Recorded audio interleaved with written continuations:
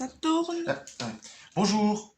Dans cette vidéo, nous allons apprendre les fractions. On va commencer par l'addition des fractions.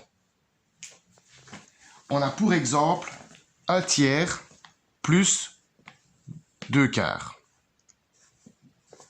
Les chiffres au-dessus, on les appelle les numérateurs.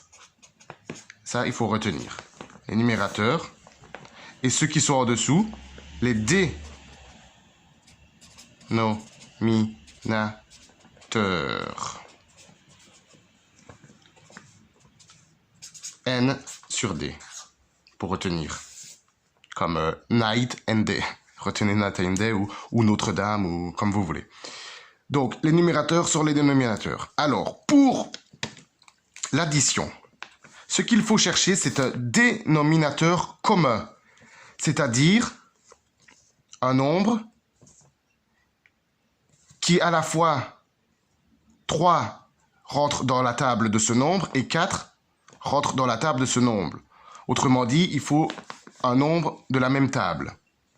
Ici, 3 fois 4. Eh bien, je prends pour exemple le 12.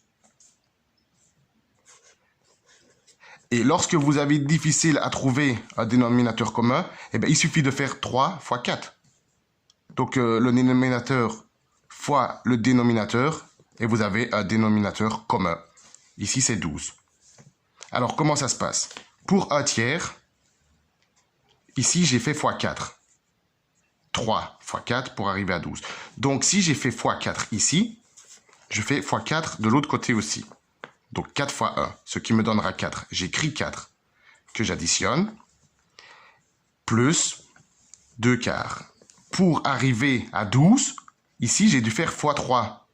Donc, je fais fois 3 au-dessus aussi. 2 fois 3 égale 6.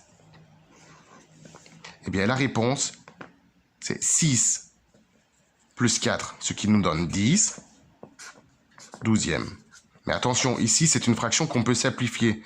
Car si on la divise en 2, 10 divisé par 2, ça fait 5. Et 12 divisé par 2, ça fait 6. La réponse est 5 sixièmes. Je vais vous donner un autre exemple. Je vais prendre 2/4 plus 6 septièmes. Est égal. Je cherche un dénominateur commun.